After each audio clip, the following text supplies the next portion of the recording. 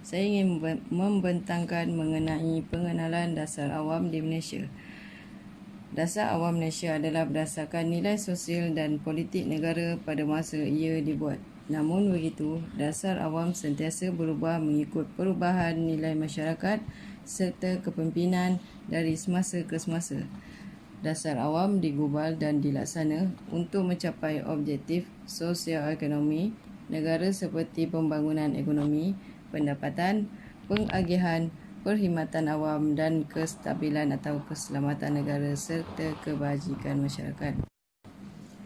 Dasar awam yang diamalkan menentukan negara itu ke hadapan atau ke belakang dan sama ada dapat bersaing dalam era globalisasi yang semakin kompetitif. Dasar awam ialah keputusan yang disengajakan oleh pegawai kerajaan untuk menangani masalah atau isu tertentu. Ia bukanlah sesuatu yang berlaku secara kebetulan atau semata-mata hasil daripada kehendak kerajaan. Dasar yang dicadangkan hanyalah cadangan dan mungkin atau tidak mungkin dilaksanakan. Setiap dasar merangkumi satu siri tindakan atau corak tindakan yang selalu diambil oleh kerajaan. Jadi, dasar itu lebih daripada sekadar mengikut undang-undang. Ini bermakna polisi itu merangkumi keputusan yang diambil. Dasar awam ialah perkara yang dilakukan oleh pihak berkuasa iaitu kerajaan, bukan apa yang dirancang untuk lakukan atau apa yang dikatakan akan dilakukannya. Dasar awam disertai oleh orang yang bertanggungjawab memberi kata putus dan orang yang melaksanakannya. Pihak-pihak ini ialah mereka yang mempunyai masa untuk membuat keputusan dasar dan wajib menunaikan perkara tersebut. Kegagalan kerajaan dalam melaksanakan dasar awam di Malaysia. Keputusan sosial dapat dibuat oleh masyarakat dengan menggunakan pelbagai mekanisme. Bentuk kerajaan beraja atau tradisional dan di tangan pihak atasan memberi orang kurang kebebasan untuk membuat keputusan daripada sistem yang memberi orang banyak peluang untuk membuat keputusan. Kebebasan untuk mengundi individu adalah bahagian utama jika kita lihat dari aspek tertentu. Untuk menggabungkan pilihan individu ke dalam pilihan sosial, pilihan ini dilihat sebagai mekanisme iaitu wajib dipertimbangkan. Contohnya menggunakan referendum atau petition kepada kerajaan untuk menyatakan rasa tidak puas hati dan sebagainya. Politik. Pelaksanaan hal-hal mendasar yang berkaitan dengan kepimpinan di Malaysia dan politik selalu menjadi tontonan, terutamanya ketika muncul krisis yang memicu KK tertentu. Implementasi landasan politik seperti Undang-Undang Keamanan Dalam Negeri, Perjanjian Perguruan Tinggi dan Perguruan Tinggi AUKU, serta Undang-Undang Rahsia Dinas, Surat Komitmen dan Perintah Umum Babdi seringkali menjadi isu politik dan dipertanyakan oleh banyak pihak. Kemunduran, kemiskinan dan kekurangan pendapatan yang parah sejak awal kemerdekaan sehingga 1970 membuat negara itu mengadopsi rencana 5 tahun pembangunan, Yayasan Ekonomi Baru (IB) dan Yayasan Pembangunan Nasional (PN). Akibatnya muncul beberapa isu terkait persepsi basic politik dan kepimpinan pegawai awam di Malaysia seperti loyalti terhadap kerajaan dan negara yang konon semakin longgar dan sama, munculnya konsep dualisme. Dalam hal ini terdapat ketidakkonsistenan sikap antara faktor profesional atau peribadi dan memudahkan sikap patriotik, memudahkan praktik netralitas yang ada dengan beberapa yang tidak dengan pemerintah. Baik, ekonomi. Terdapat dua jenis sistem ekonomi utama, kapitalis dan komunis. Masing-masing mempunyai kelebihan dan kekurangan tersendiri. Peranan kerajaan dan sektor swasta dalam membuat keputusan ekonomi adalah faktor utama. Keputusan ekonomi ditekankan kepada betapa pentingnya faktor ini dalam membuat sesuatu keputusan. Kata putus ekonomi dilihat kepada pengeluaran dan pengedaran barangan dan perkhidmatan. Ini dapat didatangi daripada kerajaan atau sektor swasta yang termasuk perniagaan dan individu. Kerajaan membuat semua keputusan ekonomi yang bermaksud semua keuntungan dan kerugian diuruskan oleh kerajaan. Ini menyebabkan perniagaan dan rakyat individu tanpa kebebasan untuk membuat keputusan mereka sendiri. Kumpulan ini hanya menerima keputusan yang diputuskan oleh kerajaan dan ada hanya sedikit pilihan disediakan. Dengan pengetahuan ekonomi, penganalisis dasar dapat melihat peningkatan dalam membantu mengenal pasti pembaziran dan perbelanjaan projek dalam beberapa program kerajaan yang dijalankan. Semua ini memerlukan analisis dasar yang sistematik. Lebih-lebih lagi, analisis yang dilakukan dapat memaklumkan penganalisis dasar untuk mengambil tindakan susulan melalui kaedah pembetulan kegagalan pasaran untuk menambah baik untuk pengeluaran komuniti dan peruntukan sumber. Saya nak terangkan tentang isu sosial dan pendidikan. Dari segi sosial, pertamanya, untuk mencapai matlamat sosial dengan konsep minimum, aktiviti sektor awam harus dipenuhi. Ujian ini memerlukan cadangan yang dapat memberikan gambaran tentang manfaat di luar biaya sebelum program tersebut disahkan. Jika keuntungan suatu projek lebih kecil dari biayanya, maka pemerintah tidak boleh melaksanakan projek tersebut.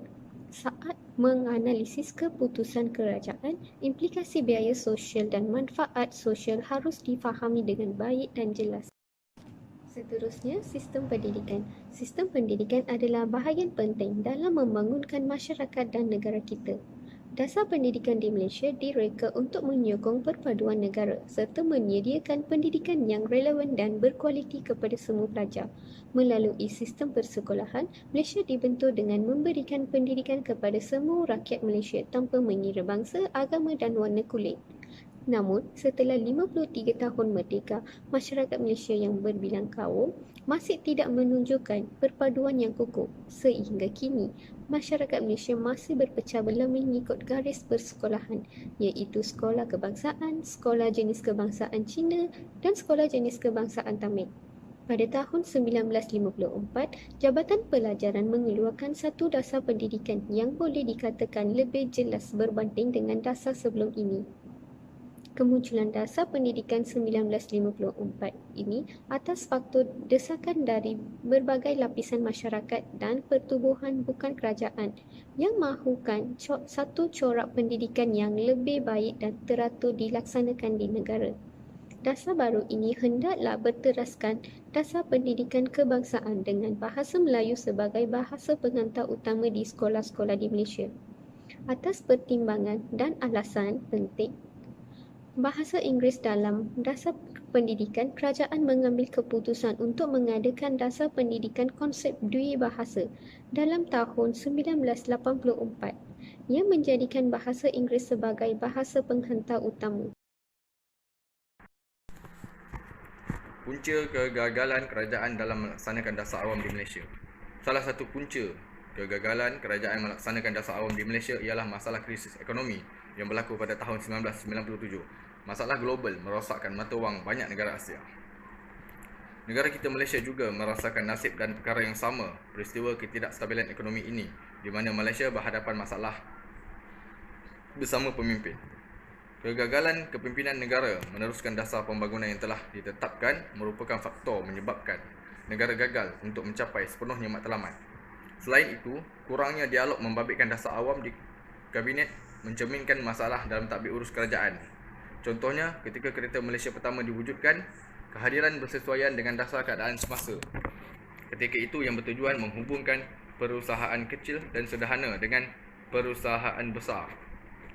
Program ini sangat menarik kerana ia merupakan usaha kerajaan melalui projek kereta Malaysia pertama untuk membawa syarikat kecil ke dalam sektor perindustrian. Setelah kuasa British telah bertapak di Malaysia, ianya tidak cuma mempengaruhi sistem politik, pentadbiran ekonomi dan undang-undang, bahkan juga mempengaruhi sistem pendidikan. Sistem pendidikan barat dan formal telah diperkenalkan dengan penubuhan sekolah Melayu pada tahun 1914. Dengan kemunculan sistem pendidikan formal ini, maka ia memerlukan satu dasar tertentu dalam pelaksanaannya. Dasar pendidikan sebelum tahun 1954, khususnya bagi sekolah Melayu, cuma membolehkan anak-anak Melayu hanya pandai membaca dan menulis dalam tulisan Jawi dan Rumi. Dengan itu, lulusan dari sekolah Melayu hanya layak menjadi guru sekolah rendah sahaja.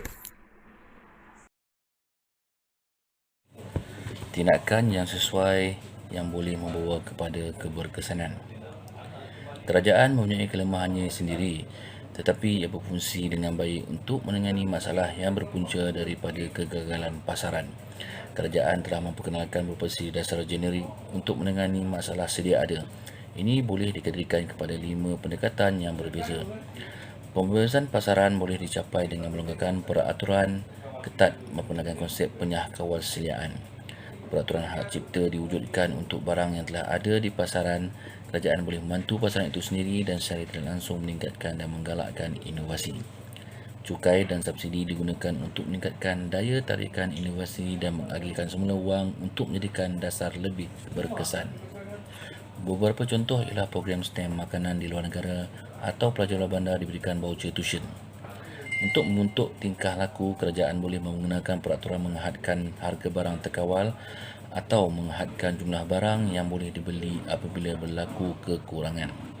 Menyediakan sandaran dan insurans. Tujuan program ini adalah untuk mengumpul wang daripada individu untuk digunakan secara kolektif seperti insurans hayat, penjagaan kesihatan dan faedah lain. Untuk membantu membangunkan ekonomi negara, kerajaan telah mengamalkan ekonomi campuran. Kedua syarikat, kerajaan dan swasta memainkan peranan yang penting dalam pembangunan negara. Keseimbangan dalam masyarakat dapat diwujudkan apabila kerajaan memperkenalkan pelbagai dasar sebagai contoh dasar ekonomi baharu yang direka bagi merapatkan jurang dalam ekonomi antara kaum.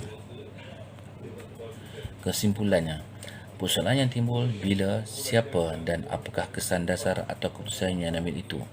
Oleh itu, pakar yang berpengalaman, terlatih dan berkelayakan terlibat dalam proses membuat keputusan. Di Malaysia, proses pengambilan keputusan dan penentuan bentuk dasar pelaksanaannya sangat kompleks, terutama melibatkan tidak hanya elit politik yang berkuasa tetapi juga berdasarkan informasi dan umpan balik diri masyarakat dan kelompok tertentu di negara tersebut. Kita boleh menyimpulkan bahawa kerajaan telah membuat keputusan dasar untuk mengatasi apa juga masalah yang berlaku demi kepentingan negara dan juga rakyat Malaysia.